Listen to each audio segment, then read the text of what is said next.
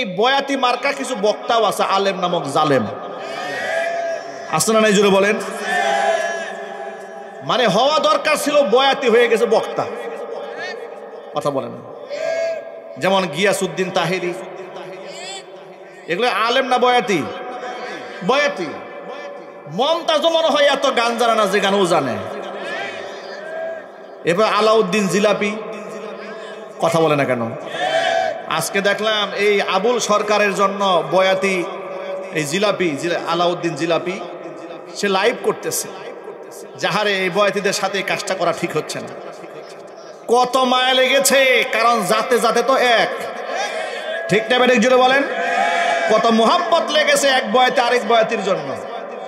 আমার প্রশ্ন হচ্ছে, আল্লাহ রাব্বুল আলামিনকে নিয়ে কটূক্তি করার পরেও তোর জাতে আল্লাহর মোহাব্বত না লেগে বয়াতির মোহাব্বত লাগে, তোরে মুসলমান বলবো কোন দুঃখে?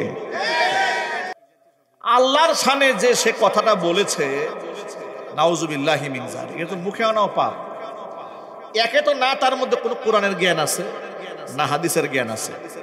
কোরআন হাদিসের জ্ঞান থাকলে তো আর বাউলগিরি করে না, ঠিক কিনা? এলাকাবাসী বলল, একটা ভিডিও দেখলাম যে মাত্র 4 ক্লাস পর্যন্ত পড়েছে, এবার দারিদ্রতার কষাঘাতে লেখাপড়া করতে না পেরে বিভিন্ন জায়গায় বাড়ি বাড়ি ঘুরে ঘুরে গান শিখেছে। উনি হয়ে গেছে এখন পীর, পীরে কামেল। অবস্থাটা কি শোনেন? সে প্রশ্ন করেছে যে আল্লাহ এক মুখে কয় কথা কয়? তার মুখের ভাষাটা বড় জঘন্য। বলে এক মুখে যে 2 কথা বলে, এটা মুখ না আরেকটা শব্দ বলেছে, এটা মুখে বলা সম্ভব নয়। নাউজুবিল্লাহ পড়েন। আল্লাহর শানে এমন গুস্তাখি আমার তো মনে হয় ফেরাউনও করে নাই। আল্লাহর শানে এমন শব্দ, এটা নমরুদও উচ্চারণ করে নাই, যেটা এই আবুল সরকার নামক ভণ্ড বয়াতি উচ্চারণ করেছে। এরপরে সে যে অভিযোগগুলো করেছে, মিথ্যার উপরে আল্লাহর উপরে মিথ্যারোপ করেছে। যেমন প্রমাণ শুনে আপনাদেরকে, সে বলেছে যে আল্লাহ নাকি বলেছেন যে আউয়ালু মা খালাকাল্লাহু নূরি। তার ইবারতগুলো শুনেন, সে তার ভুল বলেছে, আমি শুদ্ধটা বলে দেই। সে বলেছে আউয়ালু মা খালাকাল্লাহু নূরি, আল্লাহ প্রথম আমার নূর সৃষ্টি করেছেন, এক। আবার বলেছে আউয়ালু মা খালাকাল্লাহু রূহ, আল্লাহ প্রথম রূহ সৃষ্টি করেছেন। আবার বলেছে আউয়ালু মা খালাকাল্লাহুল ইশক, আল্লাহ প্রথম ইশক তৈরি করেছেন। আউয়ালু মা খালাকাল্লাহুল আরশ, আল্লাহ প্রথম আরশ তৈরি করেছেন। এই যে রিওয়ায়াতগুলো, কথাগুলো, বক্তব্যগুলো, এগুলো একটাও কোরআনও না, হাদিসও না। তো যে কথা কোরআনও না, সেটা কি আল্লাহর কথা? যেটা হাদিসও না, সেটা রাসূলুল্লাহর কথা? মিথ্যা বানোয়াট ভণ্ড প্রতারক এই গাজাখুর বয়াতিরা যেগুলো বলে, এমনকি এই বয়াতি মার্কা কিছু বক্তাও আছে, আলেম নামক জালেম আছে না নাই, জুড়ে বলেন। মানে হওয়া দরকার ছিল বয়াতি, হয়ে গেছে বক্তা। কথা বলেন। যেমন গিয়াসউদ্দিন তাহেরি, এগুলো আলেম না বয়াতি? বয়াতি। মমতাজ মনে হয় এত গান জানে না যে গান ও জানে। এবার আলাউদ্দিন জিলাপি, কথা বলে না কেন? আজকে দেখলাম এই আবুল সরকারের জন্য বয়াতি এই জিলাপি, আলাউদ্দিন জিলাপি, সে লাইভ করতেছে, যাহারে এই বয়াতিদের সাথে কাজটা করা ঠিক হচ্ছে না। কত মায়া লেগেছে, কারণ জাতে জাতে তো এক, ঠিক না বেঠিক জুড়ে বলেন? কত মোহাব্বত লেগেছে এক বয়াতি আরেক বয়াতির জন্য। আমার প্রশ্ন হচ্ছে, আল্লাহ রাব্বুল আলামিনকে নিয়ে কটূক্তি করার পরেও তোর জাতে আল্লাহর মোহাব্বত না লেগে বয়াতির মোহাব্বত লাগে, তোরে মুসলমান বলবো কোন দুঃখে? আজকে দেখলাম বাংলাদেশের কিছু বুদ্ধিজীবী, তথাকথিত কিছু সুশীল বলতেছে যে ভিন্ন মতের মানুষদেরকে আঘাত করার জন্য আমরা দেশ স্বাধীন করি নাই। ও বাবা, একে ভিন্ন মত বলে? তুমি আল্লাহরে গালি দিবা, এটার নাম ভিন্ন মত? আমরা তো গোটা বাউল নিয়ে কথা বলি না, সবাইকে তো পাবলিক পিটায় না। কথা বলে না কেন? সবাইকে তো নিয়ে মানুষ কথা বলে নাই। তোমার এই বয়াতি বলেছে কি সেটাকে বলো। ও তোমরা মৌচাকের মধ্যে ঢিল মারবা আর ভোমরের আঘাত খাইলে বলবা যে মব তৈরি হচ্ছে। ভণ্ডামি বাদ দিতে হবে। তোমাদেরকে চ্যালেঞ্জ করলাম, তোমরা যত বুদ্ধিজীবী বাংলাদেশে আছো, আর তোমরা বয়াতি পন্থী, লালনপন্থী যতগুলো তোমরা বাংলাদেশে আছো, তোমাদের ব্যাপারে এই দেশের তাওহীদি মুসলমানরা বহু ছাড় দিয়েছে, আর ছাড় দেবে না। তোমরা মামলার ভয় দেখাও মুসলমানদেরকে, শেখ হাসিনা, স্বৈরাচারী হাসিনা এই দেশের তাওহীদি মুসলমানদেরকে মামলা, মুকদ্দমা, জেল, জরিমানা, ফাঁসি এগুলা দিয়ে দমাতে পারে নাই, দাদার কোলে আশ্রয় নিতে বাধ্য হয়েছে। সুতরাং ওই আচরণ করবে না। ভিন্ন মতকে আমরা সেলিব্রেট করি, শ্রদ্ধা করি, সম্মান করি। ভিন্ন মত থাকতে পারে, আল্লাহকে গালি দেওয়ার নাম কি ভিন্ন মত? একটু জোরে বলতে হবে। এই বাংলাদেশের নেতার বিরুদ্ধে কথা বললে দেখবেন রিট হয়ে যায় আদালতে। কথা বলতে না কেন? নেতার বিরুদ্ধে কথা বললে রিট হয় আদালতে। রাজনীতিবিদরা একেবারে শরাব হয়ে যায়। অবাক হয়ে গেলাম, আল্লাহর সামনে এত বড় গুস্তাখি এই বয়াতি করেছে। উল্টা বয়াতির পক্ষ নিয়ে কথা বলে।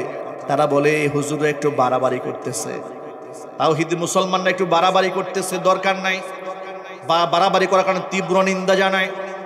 মানিকগঞ্জের মুসলমানরা কি করেছে কাজটা দেখেন। যখন এই বয়াতি গ্রেফতার হলো, মানিকগঞ্জের সর্বসাধারণ আলেম ওলামাদের নেতৃত্বে রাজপথে মানববন্ধন করেছে, তার সর্বোচ্চ শাস্তি দাবি কামনা করেছে। এটা কি অন্যায় করেছে? একটু জোরে বলতে, অন্যায় করেছে? আচ্ছা, আল্লাহকে গালি দিয়েছে, এটা কি মুসলমানদের কলিজায় আঘাত লাগে নাই? যার আঘাত লাগে নাই আপনারা টার্গেট করে রাখবেন।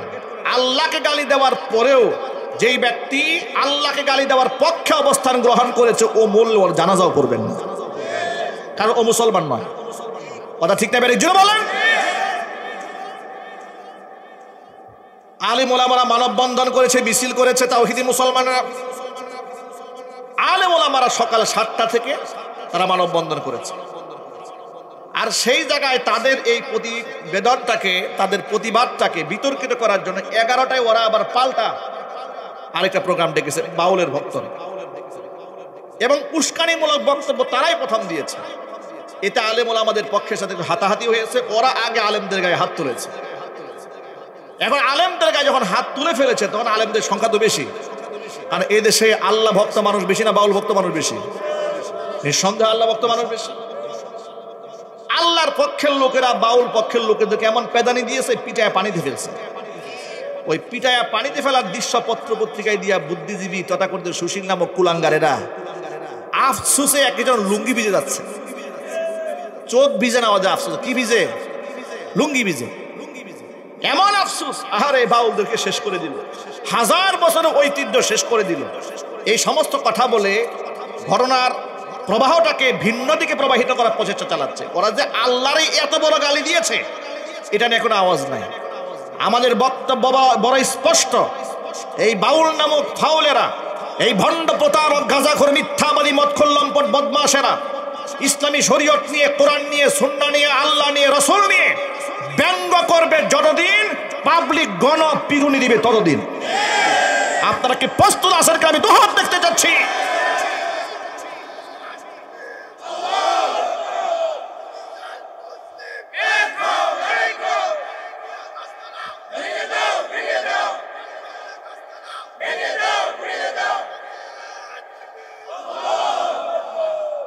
ওরা বলে আলেম ওলামার এবং তাওহীদি মুসলমানরা নাকি মানিকগঞ্জে মব তৈরি করছে। সুবহানাল্লাহ। মবের ব্যাখ্যা কি ভাই? মানে বিচার বহির্ভূত তারা কাজ করছে। কোথায় বিচার বহির্ভূত কাজ আলেমরা করেছে? আলেমরা যদি শান্তিপ্রিয় নাই হতেন, যদি আলেমরা মব তৈরি করতেন, বাংলাদেশে একটা মাজারও থাকতো না। একটা উরসের নামে ভণ্ডামি বাংলাদেশে আলেমরা করতে দিত না। ওরা ভণ্ডামি করে যাচ্ছে, করুক, কিন্তু তোমরা গান গাও। গান গাওয়া হালাল না হারাম? আরো জোরে বলেন। ওদের গান হারাম, এটা সবাই জানে, এই জন্য এত নতুন করে বলার কিছু নাই।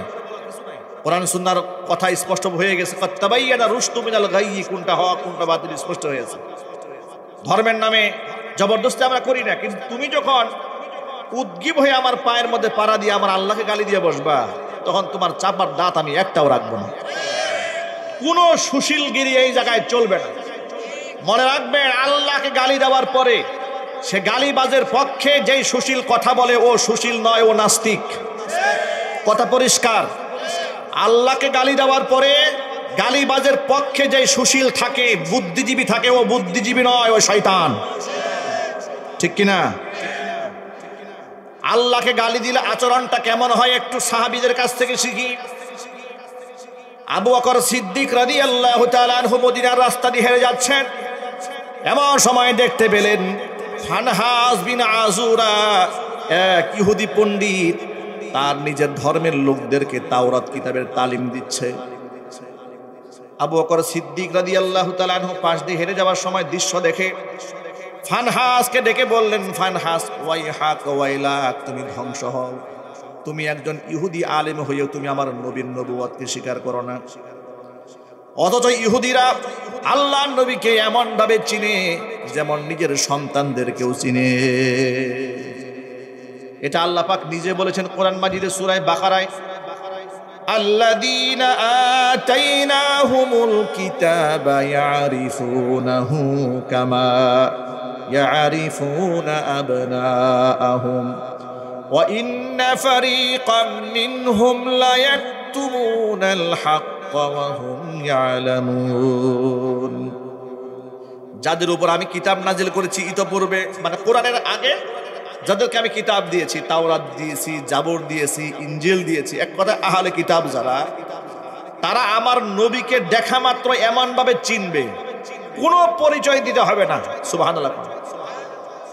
আমার নবীর ব্যাপারে ওই সমস্ত কিতাবের মধ্যে এত বেশি ভবিষ্যৎবাণী ছিল, আমার নবীকে দেখা মাত্র তারা এমন ভাবে চিনবে, ইয়ারিফুনাহু কামা ইয়ারিফুনা আবনাআহুম, নিজের সন্তানদেরকে তারা যেভাবে চেনে আমার শেষ নবীকে তারা ঠিক সেইভাবেই চিনে। তো এত কিছু চিনার পরেও ফানহাস আল্লাহ নবীর নবুয়ত স্বীকার না করে মানুষকে বিভ্রান্ত করছে, তাওরাত কিতাবের তালিম দিচ্ছে। আবু বকর সিদ্দিক তাকে বলেছেন, ওয়াই হাক ওয়াইলাক, একটা ধমক দিয়েছে। ফানহাস তখন আবু বকরকে শোনায় বলে, আবু বকর, আমাদের তো ওই আল্লাহর কোনো প্রয়োজন নাই তোমাদের, যে আল্লাহ ফকির হয়ে গেছে, মিসকিন হয়ে গেছে।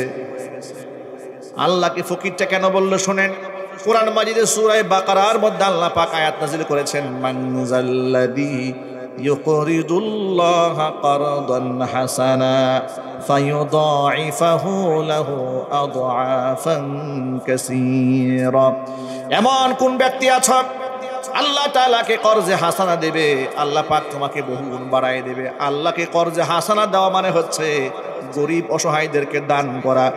গরিব অসহায় ব্যক্তিকে কোনো ব্যক্তি যদি দান করে আল্লাহ রাব্বুল আলামিন বহুগুণ বাড়ায় দেবেন। জোরে বলেন সুবহানাল্লাহ। এই আয়াতটাকে নিয়ে ব্যঙ্গ করে, উপহাস করে, টিটকারি করে, মজাক করে ফানহাস বলল, তোমাদের আল্লাহ তো ফকির হয়ে গেছে, মানুষের কাছে এখন ধার চাওয়া শুরু করেছে, ওই ফকির আল্লাহর দরকার নাই। আবু বকর সিদ্দিক রাদিয়াল্লাহু তাআলা আনহু দাঁড়িয়ে, এত ঠান্ডা মেজাজের একজন মানুষ, ঠান্ডা থাকলেন না, দাঁড়িয়ে গালের মধ্যে কষে এত জোরে থাপ্পড় মেরে দিয়েছেন, গালের মধ্যে 5টা আঙ্গুল বসিয়ে দিয়েছে। ফানহাস এই অবস্থায় নবীজি সাল্লাল্লাহু আলাইহি ওয়াসাল্লামের কাছে দৌড়ে গেছে আবু বকর সিদ্দিকের নামে বিচার নিয়ে, ইয়া মুহাম্মদ, এই তাকায় দেখেন আমার গালের মধ্যে আপনার সাথে আবু বকর থাপ্পড় দিয়ে গাল লাল বানিয়ে দিয়েছে। নবী করিম সাল্লাল্লাহু আলাইহি ওয়াসাল্লাম অবাক হয়ে গেলেন, আবু বকরের মতো মানুষ থাপ্পড় মেরেছে, হুজুর যেন বিশ্বাসই করতে পারতেছিলেন না। এমন সময় দৌড়ে আবু বকর এলেন, এসে বলছেন, ইয়া রাসূলুল্লাহ, ইয়া হাবিবাল্লাহ, আপনি আমাকে পারমিশন দেন, ওরে আরেকটা থাপ্পড় দিয়ে ওর বাম গালটা লাল বানায় দেই। হুজুর তো অবাক হয়ে গেলেন, আবু বকর আপনি কাউকে মারেন না, মারলেন কেন? তিনি বললেন, সে যদি আমাকে গালি দিত আমি আরে ক্ষমা করে দিতাম, কিচ্ছু বলতাম না, কিন্তু সে আমাকে গালমন্দ না, আমাকে শুনি আমার আল্লাহকে গালি দিয়েছে, আমি সহ্য করতে পারিনি, আল্লাহকে ফকির বলেছে। এবার নবীজি সাল্লাল্লাহু আলাইহি ওয়াসাল্লাম ফানহাসকে বলছে, ফানহাস তুমি কি আল্লাহকে ফকির বলে গালি দিয়েছো? ফানহাস বলে, না, আবু বকর আমার নামে মিথ্যা কথা বানিয়ে বলছে।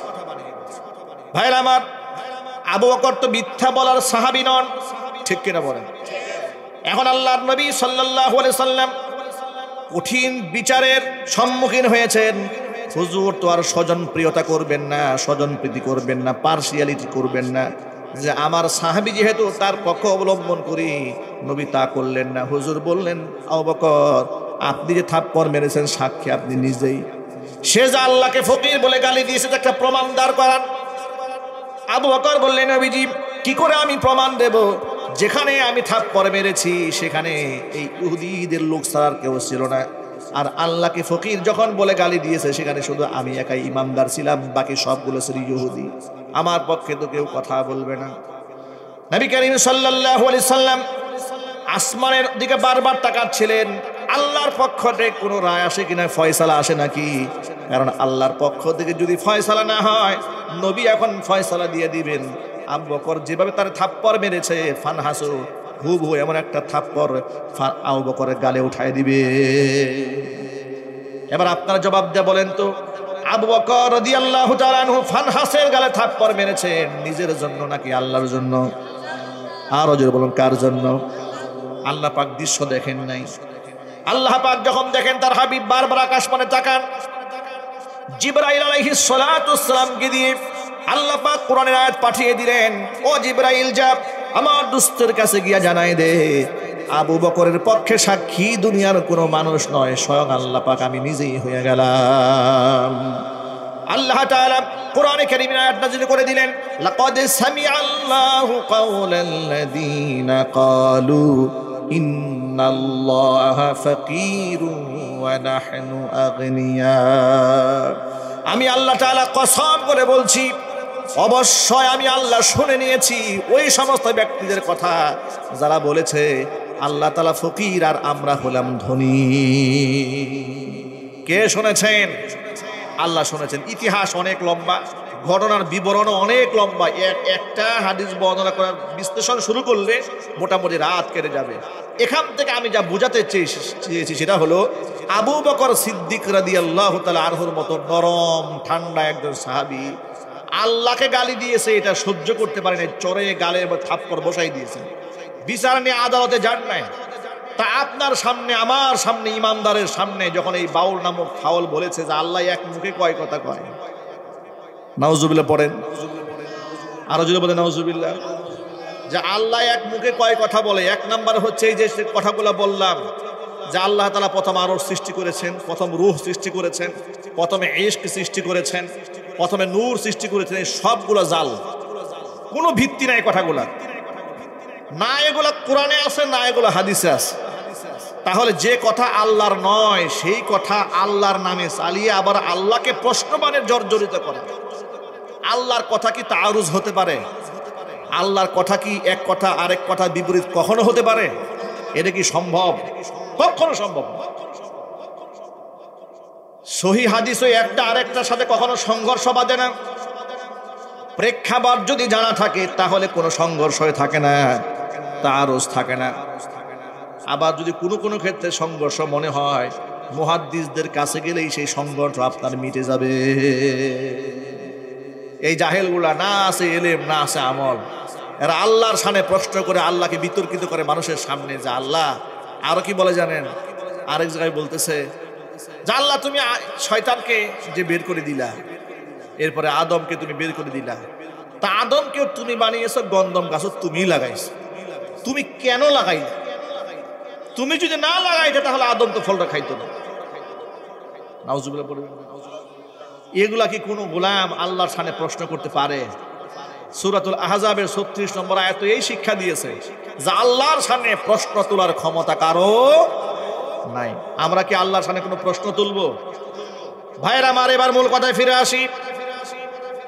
ইউসুফ আলাইহিস সালাতু ওয়াস সালাম তার উপর যখন জুলাইখা অপবাদের বোঝা আরোপ করলো, তখন তিনি বললেন, ক্বালা হিয়া রাওয়াদাতনি আন নাফসি, আসলে আমি তাকে ধোঁকা দেইনি, আমি তাকে প্রতারণা করিনি, ফুসলাইনি, বরং আপনার স্ত্রী বরং আমাকে ফুসলিয়েছে, আমি পাত্তা দেইনি।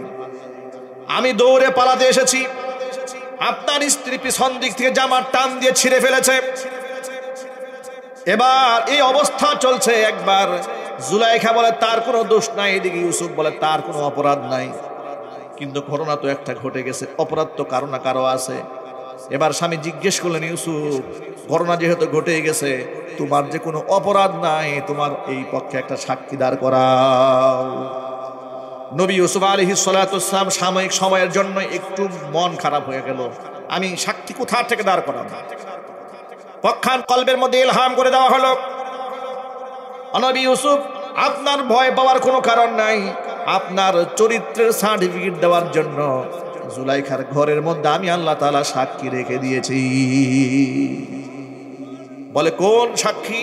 বলে হ্যাঁ সাক্ষী আছে, ওই দুল নাই দুল খাওয়া ছোট্ট একটা বাচ্চা আছে, এখনো তার জবান ফুটে নেয়, সে এখনো কথা বলতে পারে না, সে তোমার পক্ষে সাক্ষী দেবে। এই কথা যখন নবী ইউসুফ বললেন যে সাক্ষী একজন আছে ঘরের মধ্যে, ছোট্ট বাচ্চা দোলনায় দোল খায়, সে সাক্ষী দেবে। জুলাইখা মনে মনে হাসতেছে, ইউসুফ কি পাগল হয়ে গেল নাকি? বাচ্চা তো অবাক হয়ে গেল, একেবারে দোলনায় দোল খায় যে বাচ্চা, তার জবান ফুটে নাই, সে কেমনে কথা বলবে? আপনার এই প্রশ্নের জবাব দিয়ে বলেন, আল্লাহ যদি চান কথা বলাতে পারেন কিনা? এই যে জমিন কথা বলবে আল্লাহর সাথে, এই যে কয়েকদিন আগে একটা ঝাঁকুনি হইল না ভাই, আল্লাহু আকবার বলেন। আচ্ছা ভাইরা, আল্লাহর সীমাহীন শক্তির কাছে আমাদের কোনো অস্তিত্ব আছে? কতটা অসহায় মনে হয়েছিল বলেন তো নিজেকে, যখন এই ঝাঁকুনিটা এলো, কতটা অসহায় ভেবেছেন নিজেকে, একটু চিন্তা করেন। জুমার নামাজের প্রস্তুতি নিচ্ছি, ঘর থেকে বের হব, গোসল করে মাত্র বের হয়েছি, বিল্ডিং কাঁপতেছে, চতুর্থ তলায় আছি, দৌড় দেওয়ার মনোবাসনা আসলো না, দৌড়ে কোথায় যাব ভাই? আল্লাহ যদি ধরেন, দৌড়ে কি পালাবার কোনো রাস্তা আছে? শুধু বললাম লা হাওলা ওয়ালা কুওয়াতা ইল্লা বিল্লাহ, ইন্না লিল্লাহি ইন্না লিল্লাহি ইন্না লিল্লাহি। আল্লাহ পাক পরিস্থিতি শান্ত করে দিয়েছেন, আল্লাহ আমাদেরকে বাঁচিয়েছেন, আল্লাহ আমাদেরকে রক্ষা করেছেন। বিজ্ঞানীরা বলেছেন, ভূতাত্ত্বিক গবেষকরা তারা বলেছেন যে এই মাটির উপরের স্তর থেকে প্রায় 10 কিলোমিটার পর্যন্ত ঝাঁকুনি তৈরি হয়েছে, 10 কিলোমিটার গভীর পর্যন্ত। একটু কল্পনা করেন, আমার আল্লাহর সীমাহীন শক্তির কাছে আমরা কত নগণ্য, কত তুচ্ছ। সামান্য একটা ঝাঁকি নিয়ে গোটা পৃথিবীর মানুষ অসহায় হয়ে যায়, আবার সেই মানুষ এত অহংকারী, এমন দাম্ভিক, আল্লাহরে গালি দিয়ে বসে। আফসোস, আফসোস। আমাদের তওবা করা উচিত, ঠিক কেন জুড়ে বলেন? জমিনের কথাটা কেন বললাম? কিয়ামতের সময় যখন প্রচন্ড আকারে জমিনকে ঝাঁকিয়ে তোলা হবে, সূরা জিলজালের মধ্যে আছে, ইয়াউমা ইদিন তুহাদ্দিসু আখবারাহা বিআন্না রাব্বাকা আওহা লাহা। এই জমিন সেদিন কথা বলতে শুরু করে দেবে, তার মধ্যে ঘটে যাওয়া প্রতিটা বিবরণ জমিন আল্লাহর সামনে বলে দিবে। জমিন যদি কথা বলে আল্লাহর হুকুমে, ওই শিশু বাচ্চা কথা বলতে পারবে না। শিশু বাচ্চার জবান আল্লাহ পাক খুলে দিয়েছেন, শিশু বাচ্চাকে সামনে আনা হলো, বাচ্চা এবার অভিনব কায়দায় সাক্ষী প্রদান করলো।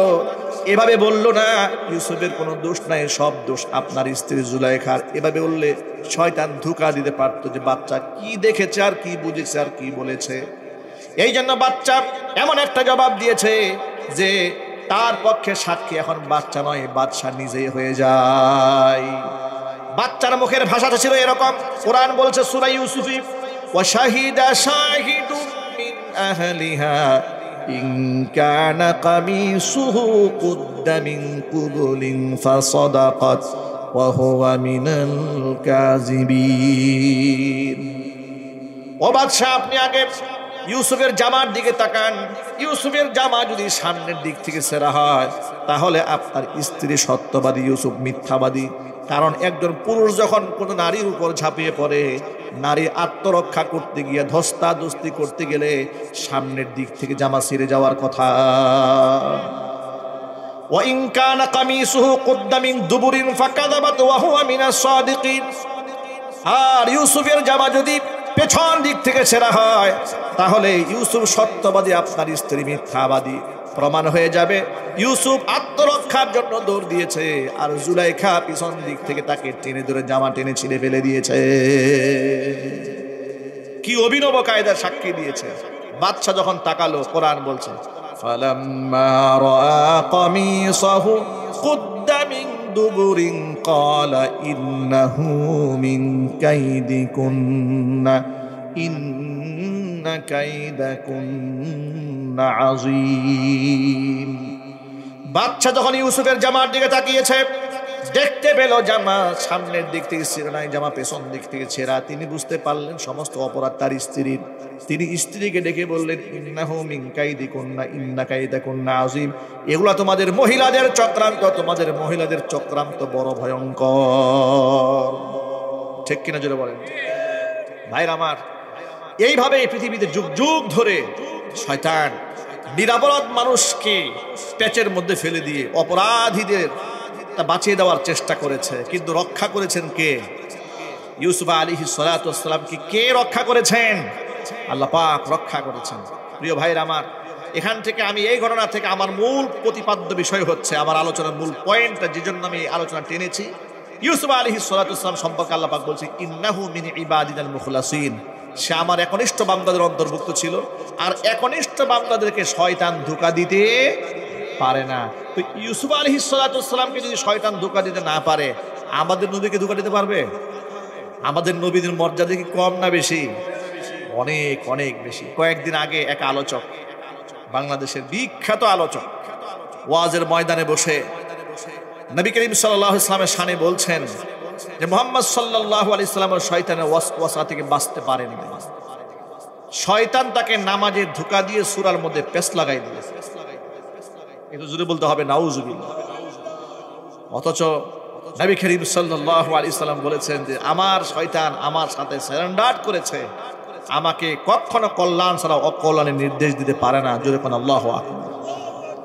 ভাইরা আমার গোটা আলোচনার মূল টপিকস হলো আমার আল্লাহ এবং আমার রাসূল আমাদের জন্য যে বিধিবিধান দিয়েছেন, সেখানে আমরা নগণ্য বান্দারা আল্লাহ এবং তার রাসূলের সিদ্ধান্তের মধ্যে হস্তক্ষেপ করার কোনো অধিকার রাখি না। প্রশ্ন তোলার কোনো অধিকার নাই যে নামাজ 5 ওয়াক্ত কেন হইল, আল্লাহ তুমি দাড়ি রাখাটা ওয়াজিব কেন করলে, আল্লাহ তুমি 5 ওয়াক্ত নামাজ কেন পড়তে বললে, কেন আমাদেরকে রোজা রাখতে বললে, কেন আমাদেরকে হজ করতে বললে, কেন আমাদেরকে যাকাত দিতে বললে। এরকম কি আল্লাহর সামনে কোনো প্রশ্ন করা যায়? আরো জোরে বলুন, করা যায়? আপনি কি প্রশ্ন করবেন? এই জন্য যুক্তি আর তর্কের নাম ইসলাম নয়। ইসলাম হচ্ছে তাসদীক বিল জিনান, আপনি অন্তর দিয়ে আনিত বিধানগুলো বিশ্বাস করবেন। ইকরার বিল লিসান, বুক থেকে তা স্বীকার করবেন। আমল বিল আরকান, কোরআন সুন্নাহয় বর্ণিত বিধানগুলো আমলে বাস্তবায়ন করবেন। এটার নাম ইসলাম। আল্লাহ রাব্বুল আলামিন যেন আমাদের সকলকে কবুল করেন, মঞ্জুর করেন। বলুন আমিন। যুগ যুগ ধরে আল্লাহ তাআলা মানুষদেরকে হেদায়েতের কথা শুনিয়েছেন নবীদের মাধ্যমে। এক একজন নবীর ইন্তেকাল হয়েছে, আরেকজন নবী এসেছেন। আবার একই সময় একাধিক নবীরও আগমন ঘটেছে। কোন কোন নবীর উপর আল্লাহ পাক কিতাবও নাজিল করেছেন। সর্বশেষ দু জাহানের বাদশাহ ইমামুল মুরসালিন রাহমাতুল লিল আলামিন খাতামুল আম্বিয়া নবিয়ুনা মুহাম্মদুর রাসূলুল্লাহ সাল্লাল্লাহু আলাইহি ওয়াসাল্লামকে আল্লাহ পাক সর্বশেষ পাঠিয়েছেন। তারপর আর কোনো নবী নেই, তারপর আর কোনো রাসূল নেই, তারপর আর কোনো পয়গাম্বর নেই। তারপরে নবুয়তের দরজা বন্ধ করে দেওয়া হয়েছে, রিসালাতের দরজাকে বন্ধ করে দেওয়া হয়েছে, ওহীর দরজা বন্ধ করা হয়েছে। নতুন করে জিবরাইল আলাইহিস সালাতু ওয়াস সালাম পৃথিবীতে আর ওহী নিয়ে আসবেন না। আমাদের নবীর পরে আর কোনো নবী আছে? মুহাব্বতে ইমানদারের মতো জবাব দিয়ে বলুন, আমাদের নবীর পরে আর কোনো নবী আছে? আমাদের রাসূলের পরে আর কোনো রাসূল আছে? নবী করিম সাল্লাল্লাহু আলাইহি ওয়াসাল্লাম বলেছেন আনা খাতামুন নাবিয়্যিন লা নাবিয়্যা বাদি ওয়ালা রাসূলা। হুজুর বলেন আমি সর্বশেষ নবী, আমার পরে কোনো নবী নাই, আমার পরে আর কোনো রাসূল নাই। অন্য একটা হাদিসের মধ্যে আল্লাহর হাবিব একটা উপমা দিয়ে বলেন, একজন ব্যক্তি চমৎকার করে একটা ইমারত নির্মাণ করেছে, বাড়ির কনস্ট্রাকশনের সমস্ত কাজ কমপ্লিট করেছে, সুরম্য অট্টালিকা বানিয়েছে, এত সুন্দর করে সাজিয়ে গুজিয়ে শেষ করেছে, কিন্তু একখানা ইট বিল্ডিং এ বাকি ছিল, লাগানো হয় নাই। মানুষগুলা বিল্ডিং এর সামনে দিয়ে যায় আর বলা শুরু করে এত চমৎকার ইমারত একটা মাত্র ইটের কারণে অসম্পূর্ণ রয়েছে। ওই একটা ইট দিলে যেমন বিল্ডিংটা পূর্ণ হয়ে যায়, আল্লাহ তাআলা এই জমিনে নবুয়তের একটা ইমারত নির্মাণ করেছিলেন, সমস্ত ইমারতের কাজ কমপ্লিট হয়েছিল, একটা মাত্র ইট বাকি ছিল। ওই নবুয়তের ইমারতের বাকি এক ইটখানা আমি মুহাম্মদ রাসূলুল্লাহ সাল্লাল্লাহু আলাইহি ওয়াসাল্লাম। ওই ইট দিয়ে যেমন বিল্ডিংটা কমপ্লিট হয়ে যায়, আমি মুহাম্মদ সাল্লাল্লাহু আলাইহি ওয়াসাল্লামকে দিয়ে নবুয়তের ইমারত, নবুয়তের বিল্ডিং আল্লাহ কমপ্লিট করে দিয়েছেন। চিৎকার দিয়ে বলেন সুবহানাল্লাহ। আল্লাহর নবীর পরে কোনো নবী নেই, আমাদের নবীর পরে কোনো নবী নেই, কোনো রসুল নেই, কোনো পয়গাম্বর নেই। ওহীর দরজা বন্ধ। শুধুমাত্র কেবলমাত্র কিয়ামতের আগে আল্লাহর নবী ঈসা আলাইহিস সালাতু ওয়াস সালাম তিনি আগমন করবেন, তবে তিনি নবী হয়ে আসবেন না, তিনি আসবেন উম্মতি মুহাম্মাদি হয়ে। এই আকীদার জায়গাটা খুব পরিষ্কার রাখতে হবে। আল্লাহ পাক যেন আমাদেরকে এই সংক্ষিপ্ত কথাটা মৃত্যু পর্যন্ত স্মরণ রেখে এই আকীদা অন্তরের মধ্যে লালন করার তৌফিক দান করেন। জোর আওয়াজে বলুন আল্লাহুম্মা আমিন। আমরা সকলেই মুমিন মুসলমান, আমরা বিশ্বাস করি আল্লাহর উপরে, বিশ্বাস করি তার প্রেরিত নবীগণের উপরে, রসুলগণের উপরে, আমরা বিশ্বাস করি কিতাব সমূহের উপরে। আল্লাহর পক্ষ থেকে আনিত যত বিধিবিধান আছে, কোনো বিধানে কোনো কাজে ইমানদারের কোনো প্রশ্ন করার কোনো সুযোগ থাকে না। আর সুযোগ কেনই বা থাকবে? মানুষের জ্ঞান তো আর অসীম নয়, মানুষের জ্ঞান হচ্ছে সীমিত। ওমা উতীতুম মিনাল ইলমি ইল্লা কালিলা, তোমাদের জ্ঞান সীমিত। এই কথা তো আমি বলিনি, কথা কে বলেছেন? আল্লাহ পাক কোরআনে বলেছেন ওমা উতীতুম মিনাল ইলমি ইল্লা কালিলা, তোমাদেরকে একেবারে খুব সামান্য জ্ঞান দান করা হয়েছে। তাম পৃথিবীর মানুষদেরকে একেবারে সামান্য জ্ঞান দান করা হয়েছে। নবী মূসা কালিমুল্লাহ নৌকার উপর আরোহণ করে আছেন, ঠিক ওই মুহূর্তে প্রশ্ন করা হলো, সমুদ্রের উপর আরোহণ করে নবী মূসা আলাইহিস সালাতু ওয়াস সালাম সমুদ্রের উপর বসে আছেন, নৌকার উপরে বসে আছেন। আর ঠিক ওই মুহূর্তে একটা পাখি এসে নৌকার মধ্যে বসেছে আর ঠোঁট দিয়ে সামান্য একটু পানি তুলেছে। প্রশ্ন করা হলো যে এই দুনিয়াতে যত ইলম আছে, জ্ঞান আছে, সমস্ত জ্ঞান আল্লাহর জ্ঞানের তুলনায় কতটুকু? তিনি একটা উদাহরণ দিলেন, শোনো। এই যে মহাসমুদ্র দেখতে পাচ্ছ, এই সমুদ্র থেকে পাখি তার চঞ্চু দিয়ে যতটুকু পানি তুলেছে, আল্লাহর জ্ঞান থেকে পৃথিবীর মানুষ ততটুকু ইলম নিতে পারে নাই।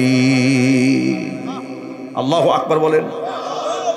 তাহলে এই এতটুকুন ইলম নিয়ে অহংকার করার কি কোনো সুযোগ আছে? আরো জোরে আওয়াজে বলেন।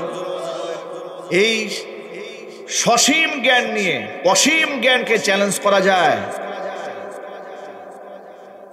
আমি সূরাতুল আহজাবের 36 নম্বর আয়াতে কারিমা আপনাদের সামনে তেলাওয়াত করা আমার মূল উদ্দেশ্যকে আল্লাহ পাক এই আয়াতে কি বলেছেন বাংলা তরজমাটা শুনেন, বুঝতে পারেন।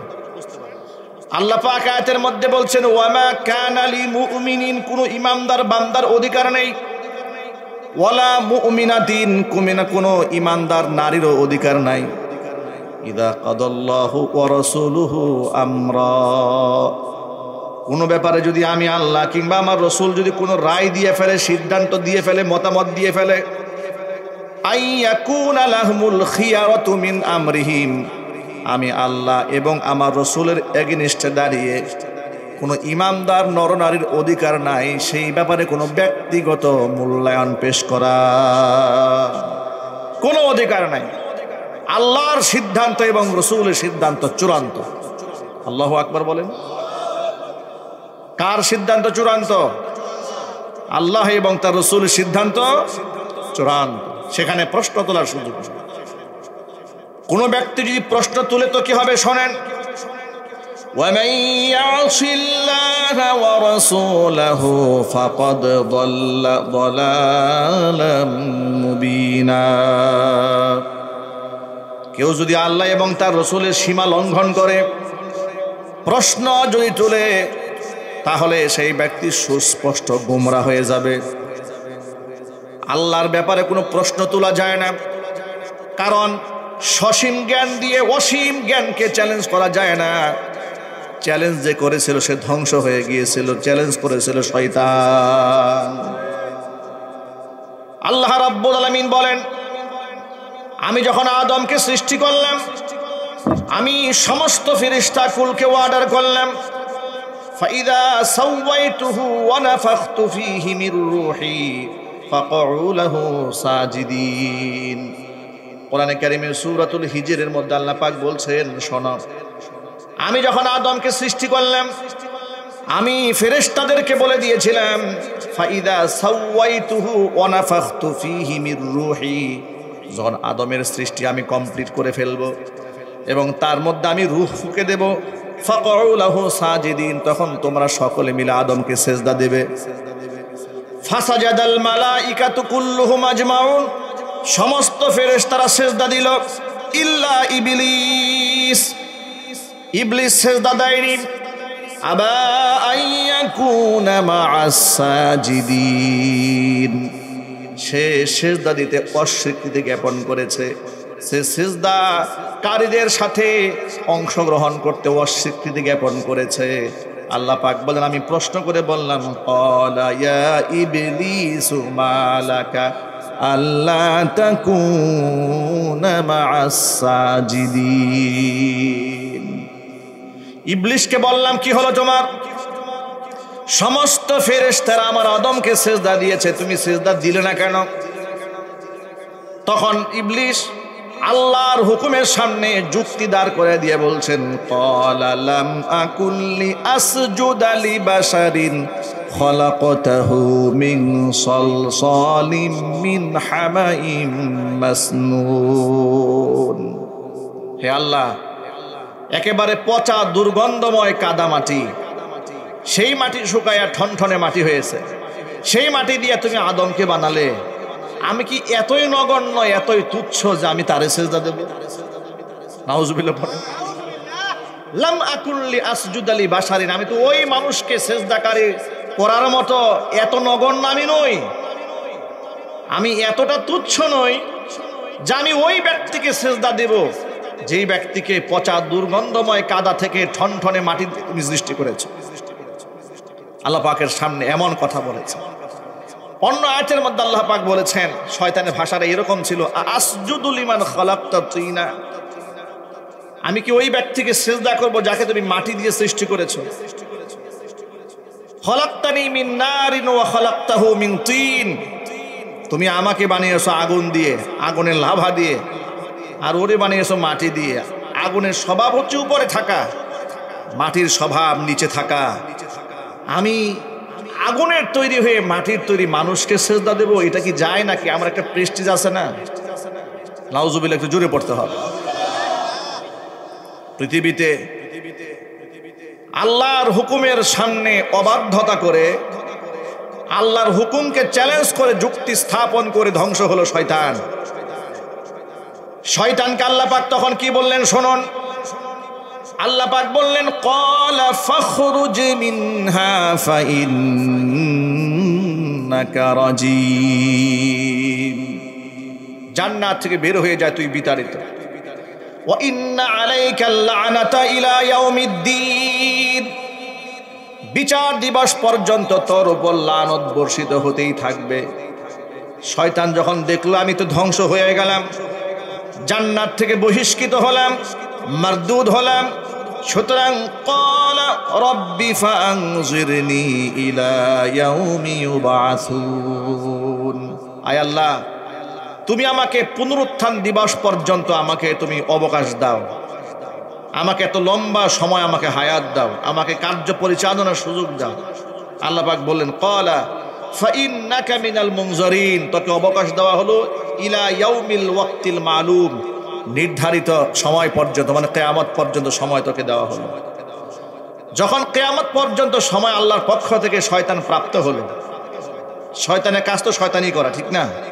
দেখুন শয়তান আল্লাহ পাক কি বলেন।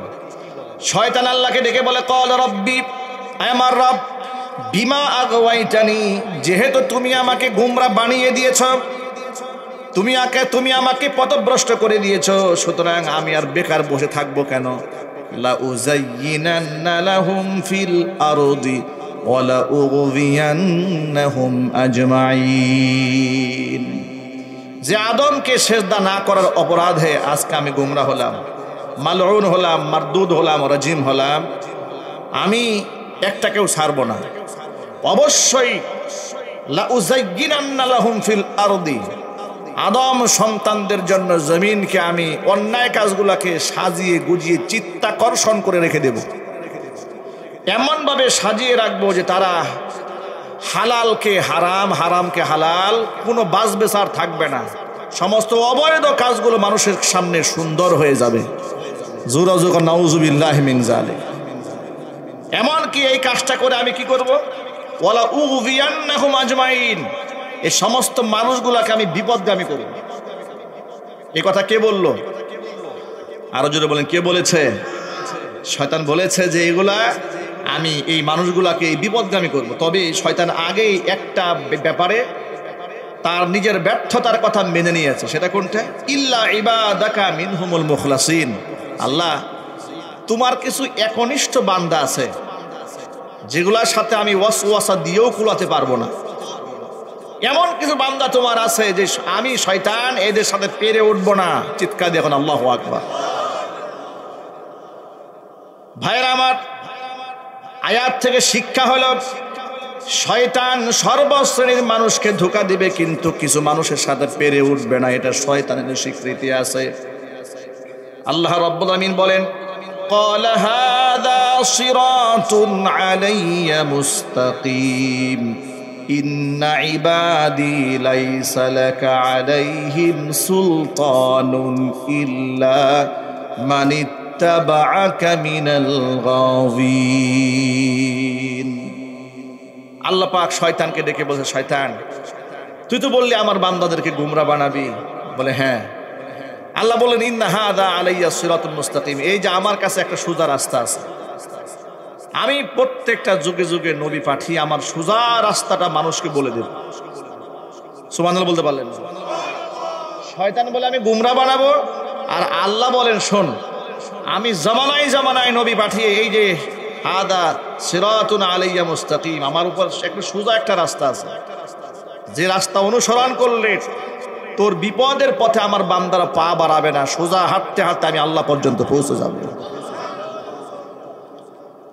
সিরাতে মুস্তাকিম, এটা একদম সরল সঠিক পথ, এটা আমি দেখাই দেব বান্দাদের। তো আরেকটা কথা বলে দেই, শয়তানকে বলছে, ইন্না ইবাদি লাইসা লাকা আলাইহিম সুলতানুন ইল্লা মান ইত্তাবাআকা মিনাল গাওয়িন।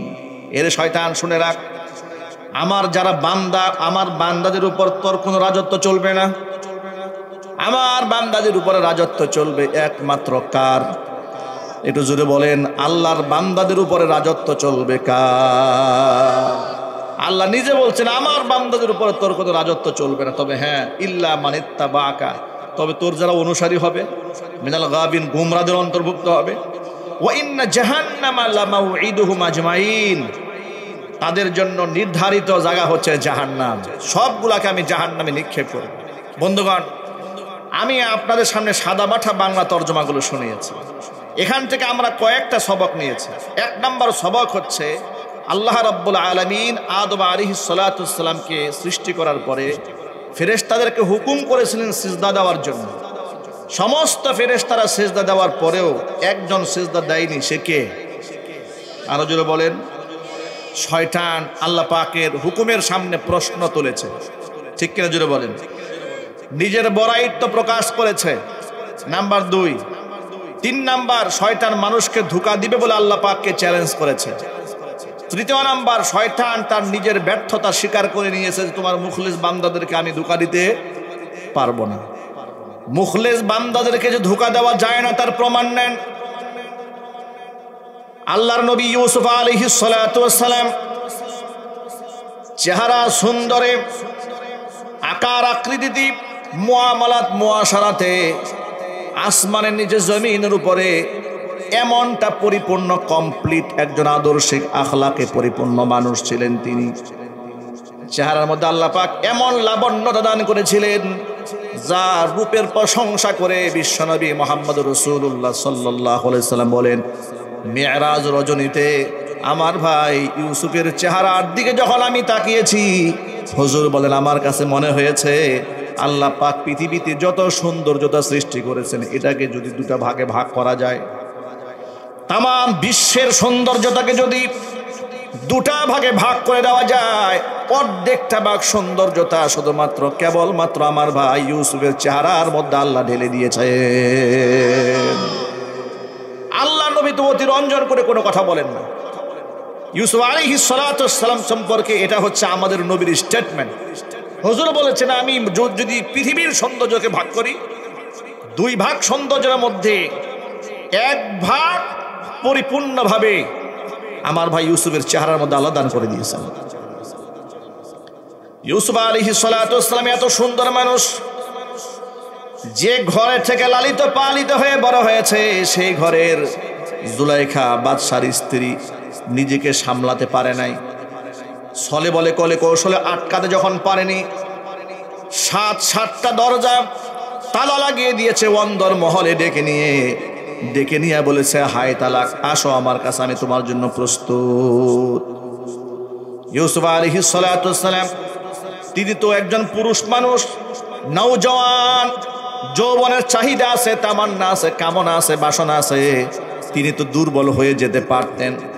কোরআনে কারীমের মধ্যে আল্লাহ পাক বলেছেন, ওয়ালাকাদ হাম্মাত বিহি ওয়া হাম্মা বিহা লাউলা আর রাআ বুরহানা রাব্বিহি কাযালিকা লিনাসরিফা আনহুস সুআ ওয়াল ফাহশা ইন্নাহু মিন ইবাদিনাল মুখলাসিন। ইউসুফ আলাইহিস সালাতু ওয়াস সালাম সম্পর্কে আল্লাহ বলেন, আমার নবী ইউসুফকে যখন জুলাইখা চিত্তাকর্ষণ পোশাক পরে, যৌন উত্তেজক পোশাক পরে তাকে যখন ডেকেছে আপন দিকে, নিজ দিকে, সে আমার কাছে আশ্রয় চেয়েছে, বলেছে, ক্বালা মাআযাল্লাহ, আমি আল্লাহর কাছে আশ্রয় প্রার্থনা করি। ইন্নাহু রব্বি আহসানা মাসওয়ায়া, তিনি আমার রব, আমাকে তিনি আশ্রয় দিয়েছেন, থাকা খাওয়ার সুন্দর বন্দোবস্ত করে দিয়েছেন। আমার 10 ভাই আমাকে হত্যা করতে চেয়েছিল, আমার রব আমাকে রক্ষা করে এত সুন্দর জায়গা দিয়েছেন থাকার জন্য। আমি যদি সেই রবের নাফরমানি করে ব্যভিচারের মধ্যে লিপ্ত হয়ে যায়, আমি তো জালেম হয়ে যাব, আর জালেম কোনোদিন সফল হতে পারে না। জালেম কি কখনো সফল হয়? আরো যদি বলুন, সফল হয়? জালেম কখনোই সফল হয় না। নাফরমানের উত্তাল থাকে সাময়িক সময়ের জন্য, তাদের অহংকার অহমিকা মানুষেরা অতিষ্ঠ হয়ে যায়, আর মানুষ ভাবতে থাকে এদের পতন হয় না কেন। পতন তো অবশ্যই হয়, কিন্তু সবর করতে হয়, ঠিক না? ব্যারিক জোরে বলেন। এই যে আমাদের এখানে আগত অতিথি বলেছেন, সময় এমন গেছে যে প্যান্ডেল করে মাহফিল করব দূরের কথা, মাহফিল প্যান্ডেল ভেঙে দেওয়া হয়েছে, থেকে মাইক কেড়ে নেওয়া হয়েছে। এই দাম্ভিকতা যারা বাংলার জমিনে দেখিয়েছেন, আল্লাহ পাক এই জমিন তাদের জন্য আর রাখেন নাই, তাদেরকে কাফেরদের দেশে বিতাড়িত করে পাঠিয়ে দিয়েছে। জালেমরা কখনো সফল কাম হয় না, ঠিক না? ব্যারিক জোরে বলেন। প্রিয় ভাইরা আমার, আল্লাহ পাক বলছেন, ওয়ালাকাদ হাম্মাত বিহি ওয়া হাম্মা বিহা, জুলাইখা তো তাকে একেবারে আয়ত্ত করে ফেলার প্ল্যান প্রোগ্রাম করেই ফেলেছিল। ওয়া হাম্মা বিহা, ইউসুফও তার সাথে প্ল্যান প্রোগ্রামে শামিল হয়ে যেত। লাউলা আর রাআ বুরহানা রাব্বিহি, তার রব আমি আল্লাহর নিদর্শন যদি ইউসুফ চোখের সামনে না দেখতে পেত, অবশ্যই সে নিজে অন্যায়ের সাথে জড়িয়ে পড়ত। আমি আমার নবী ইউসুফকে রক্ষা করেছি, কারণ কি? কাযালিকা লিনাসরিফা আনহুস সুআ ওয়াল ফাহশা, নবীরা কোনোদিন জিনাকার হতে পারে না, নবীরা কখনো কবিরা গুনাহ করতে পারে না। নবীদেরকে আমি আল্লাহ তাআলা হেফাজত করেছি, কারণ ইন্নাহু মিন ইবাদিনাল মুখলাসিন, সে ছিল আমার মুখলেস বান্দাদের অন্তর্ভুক্ত। এই যে সূরাতুল হিজরে আল্লাহ পাক বলেছেন, শয়তান যা আগেই সারেন্ডার করেছে, ইল্লা ইবাদাকা মিনহুমুল মুখলাসিন, তবে তোমার মুখলেস বান্দাদের সাথে আমি পেরে উঠব না। ইউসুফ আলাইহিস সালাতু ওয়াস সালামের সাথে কি শয়তান পেরে উঠেছিল? আরো জোরে বলুন। এই ক্ষেত্রে আপনাদেরকে আরেকটা বিষয় পরিষ্কার করে দেই, ইউসুফ আলাইহিস সালাতু ওয়াস সালামের সাথে যেমন শয়তান পেরে উঠে নাই, হযরত আদম থেকে শুরু করে কিয়ামত পর্যন্ত, আদম আলাইহিস সালাতু ওয়াস সালাম থেকে শুরু করে নবী মুহাম্মদ রাসূলুল্লাহ সাল্লাল্লাহু আলাইহি ওয়াসাল্লাম পর্যন্ত 1,20,000 মতান্তর 2,88,000 পয়গাম্বর যাই হোক না কেন, যত নবী রাসূল আল্লাহ পাক পাঠিয়েছেন কোন নবী রাসূলকে আল্লাহ রাব্বুল আলামিন শয়তানের কবজায় পড়তে দেন নাই। আল্লাহু আকবার বলেন। আপনাদেরকে মৌলিক কথা মনে রাখতে হবে, নবীরা বেগুনাহ মাসুম। নবীরা কি? সবাই একটু জোরে বলেন। নবীদের কোনো গুনাহ নাই। নবীদের সগীরা কবিরা জাহিরি বাতিনি ইচ্ছায় অনিচ্ছায় কোনো গুনাহ কোনো নবীর নাই। সমস্ত নবীরা ছিলেন মাসুম। মাসুম মানে গুনাহ হওয়ার পরে মাফ হয়েছে তা নয়। মাসুম ওই ব্যক্তিকে বলে যার আমলনামার মধ্যে গুনাহ উঠাই হয় নাই। মাসুম মানে ওই যে শিশু বাচ্চাদেরকে মাসুম বলি আমরা। আপনাদেরকে বলি, আমরা বলি না যে মাসুম বাচ্চা। মাসুম বাচ্চা মানে কি? কিছু পাপ করছিল পরে মাফ করা হয়েছে নাকি? না, পাপ করার পরে মাফ করা হয়েছে তারা মাসুম না, তারা মাগফুর। তারা কি? পাপ করার পরে মাফ করা হয়েছে, তারা মাসুম না, তারা মাগফুর, ক্ষমাপ্রাপ্ত। যেমন সাহাবায়ে কেরাম, তারা মানুষ ছিলেন, নবী রাসূল ছিলেন না, তাদের কিছু ত্রুটি বিচ্যুত হয়েছে, এমন তওবা তারা করেছেন যে তাদের তওবা মঞ্জুর করে আল্লাহ পাক কোরআন মাজিদে আয়াত নাযিল করেছেন। একটু জোরে আওয়াজে সুবহানাল্লাহ পড়েন। নবীরা বেগুনাহ মাসুম, নবীদের কোনো গুনাহ নাই। সুতরাং যাদের কোনো গুনাহ নাই তাদের সমালোচনা যারা করে, কসম আল্লাহ তাদের ঈমানি দুর্বলতা আছে। নবীদের সমালোচনা করা জায়েজ নাই, হারাম। ইসমাতুল আম্বিয়া, নবীগণ বেগুনাহ মাসুম, এটা আমাদের আকীদা আহলুস সুন্নাহ ওয়াল জামাতের আকীদা। এটা সবসময় মাথায় রাখবেন, নবীদের কোনো গুনাহ নাই। এখন আপনাদেরকে আরেকটা এক্সাম্পল দিয়ে বলি। কোরআনের আয়াত তো প্রমাণ করে দিল ইউসুফ আলাইহিস সালাতু ওয়াস সালামকে শয়তান আটকাতে পারে নাই। তার কারণটা শুনেন। আল্লাহর কাছে সাহায্য চেয়ে তালাবদ্ধ দরজার দিকে যখন তিনি দৌড় দিয়েছেন, কোরআনের ভাষায় শোনায়, ওয়াস্তাবাকাল বাবা ওয়া কদ্দাত কামিসাহু মিন দুবুরি ওয়া আলফা ইয়া সাইয়্যিদাহা লাদাল বাব قالت ما جزاء من أراد بأهلك سوءا إلا أن يسجن أو عذاب أليم। জুলাইখা তালাবদ্ধ দরজার দিকে দৌড় দিয়েছে পেছনে পেছনে ইউসুফ আলাইহিস সালাতু ওয়াস সালামকে আটকায় দেওয়ার জন্য। আটকাতে পারেনি। তালাবদ্ধ এক একটা দরজার সামনে নবী ইউসুফ যখন আসতেছিলেন, আল্লাহ পাকের আপন কুদরতে একটা একটা দরজা টাস টাস করে খুলে যাচ্ছিল। সাতটা দরজা উন্মুক্ত হওয়ার পরে ইউসুফ আলাইহিস সালাতু ওয়াস সালাম যখন একেবারে বের হয়ে গেলেন, পেছনে পিছনে জুলাইখা বের হয়ে গেছে, আর তার জামা এমন ধরে হেসকা টান দিয়েছে, পিছন দিক থেকে জামা টেনে ছিঁড়ে ফেলেছে। জুলাইখা বের হয়ে আসার পরে যখন দেখতে পেল স্বামী দরজার সামনে দাঁড়ায় আছে, এখন নিজের দোষটা চাপিয়ে দেওয়ার জন্য ইউসুফ আলাইহিস সালাতু ওয়াস সালামের উপরে চাপাইয়ে দেওয়ার একটা মারাত্মক মিথ্যা নীল নকশা আটাই ফেললো। নীল নকশা এটে বলে ফেললো, قالت ما جزاء من أراد بأهلك سوءا إلا أن يسجن أو عذاب أليم। প্রাণের স্বামী আমার, যে ইউসুফকে ছোটবেলা থেকে লালন পালন করে বড় করলেন, সেই যখন আপনার স্ত্রীর চরিত্রের গায়ে হানা দিয়েছে, তো তাকে জেলখানায় বন্দি করা ছাড়া কিংবা কঠিন শাস্তি দেওয়া ছাড়া তো আর কোনো রাস্তা নাই। নাউজুবিল্লাহ পড়েন। এটা হচ্ছে শয়তানের একটা সূক্ষ্ম পলিসি। জুলাইখার কাঁধে ভর করেছিল কে? আরো জোরে বলেন। সেই শয়তান কি এখনো আছে না নাই? না রিটায়ার্ড করেছে? না, শয়তান এখনো আছে। হাদিস শরীফের মধ্যে এসেছে, আল্লাহর হাবিব বলেন, মা মিনকুম মিন আহাদিন ইল্লা ওয়া কদ উকিলা বিহি কারিনুহু মিনাল জিন্নি। তোমাদের এমন কেউ নাই যার সাথে একটা করে জিন শয়তান নাই। ক্বালু ওয়া ইয়াকা ইয়া রাসূলুল্লাহ। সাহাবায়ে কেরাম প্রশ্ন করলেন, সবার সাথে যেহেতু করে একটা করে জিন আছে, তো হে রাসূল আপনার সাথেও আছে নাকি? হুজুর বলেন, হ্যাঁ আমার সাথেও আছে, কিন্তু আল্লাহ তাআলা আমাকে তার উপর সাহায্য করেছেন। ফা আসলামা, সে আত্মসমর্পণ করেছে। আমার জিন, আমার সাথে যেটা ছিল, ওটা আমার কাছে সারেন্ডার করেছে। ফালা ইয়ামুরুনি ইল্লা বিখাইরিন, আমাকে কল্যাণকর কোনো বিষয় ছাড়া কোনো অন্যায় কাজের পরামর্শ কিংবা নির্দেশে আমাকে দিতে পারে না। চিৎকার দেখুন সুবহানাল্লাহ। সবার সাথে আছে। জুলাইখার কাজের উপর শয়তান ভর করলো, জুলাইখা বলে ফেললো আমার কোনো দোষ নাই, সব দোষ ইউসুফের। এটাই হচ্ছে শয়তানের পলিসি। যুগ যুগ ধরে সব সময় দেখবেন শয়তান এই কাজটা করে, নিরাপরাধ মানুষদেরকে ফাঁসায়া দেওয়ার জন্য সব সময় অপরাধীরা মিথ্যা নাটকের আশ্রয় গ্রহণ করে।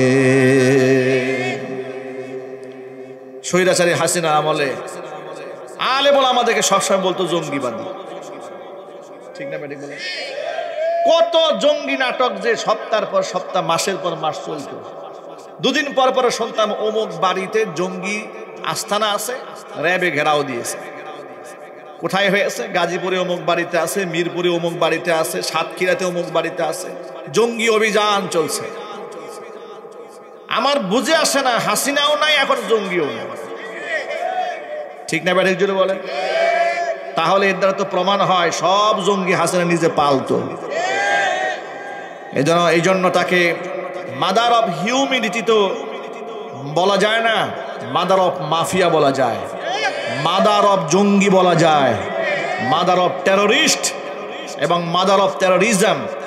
এটা স্বৈরাচারী হাসিনার লকব। কথা ঠিক না ঠিক জুড়ে বলেন? আলেমদেরকে কষ্ট দেওয়ার জন্য কত পায়তারা তারা চালিয়েছে। জুলাই আগস্ট বিপ্লবের পরবর্তী বাংলাদেশেও প্রশাসনের মধ্যে ঘাপটি মেরে থাকা স্বৈরাচারী নাতিপুতিরা এখনো মাঝে মাঝে মাথা চারা দিয়ে দাঁড়িয়ে আলেম ওলামাদেরকে জঙ্গি তকমা দেওয়ার চেষ্টা চালায়। আপনারা যদি ঐক্যবদ্ধ থাকতে না পারেন তাহলে হাসিনার চেয়ে বড় হাসিনা দেশে তৈরি হবে। আমি আপনাদেরকে আহ্বান জানাই একজন দায়ী হিসেবে, এই বাংলার মাটিতে আর স্বৈরাচারী হাসিনার নাতিপুতিদেরকে আর জন্ম নিতে দেওয়া হবে না। আলেম ওলামারা জেল খেটেছেন, জরিমানা দিয়েছেন, সাধারণ মুসলমানেরা নির্যাতিত হয়েছেন, কষ্ট করেছেন। অসংখ্য শহীদদের রক্ত এই মাটিতে আছে। এই মাটিতে আর কোন ফেরাউনের প্রেতাত্মার আশ্রয় হবে না। ঐক্যবদ্ধ মোকাবেলা করতে হবে। প্রস্তুতি নিয়ে রাখেন, ভয়ের কোনো কারণ নাই। বিজয় মুসলমানদের হবে। যদি বলেন ইনশাআল্লাহ, ভারতের সাম্রাজ্যবাদীদের প্রেতাত্মা এই বাংলার জমিনে কবর দেওয়া হবে ইনশাআল্লাহ। নিরপরাধ মানুষদের উপর অপরাধ চাপিয়ে দেওয়ার প্রবণতা ওদের মধ্যে সব সময় ছিল। বিশ্ববিদ্যালয়গুলোর মধ্যে ওদের সোনার ছেলেরা অস্ত্রবাজি করত, আর তারা জাতীয় সংসদে দাঁড়ায় বলতো মাদ্রাসা জঙ্গি তৈরির কারখানা। কি মজার ব্যাপার দেখছেন? ওরা প্রকাশ্যে মানুষ খুন করে বিশ্ববিদ্যালয়ে, ঠিক না ভাই যদি বলেন? আর নাম দিত মাদ্রাসা হচ্ছে জঙ্গি তৈরির কারখানা। আপনারা ধর্মপ্রাণ মুসলমানরা আপনি এক বাক্যে জবাব দিয়ে বলেন তো, মাদ্রাসা জঙ্গি তৈরির কারখানা? মাদ্রাসা ইমানদার তৈরির কারখানা, দেশপ্রেমিক নাগরিক তৈরির কারখানা। অথচ আলেমদের নামে এই মিথ্যা অবাদের বোঝা তারা আরোপ করছে।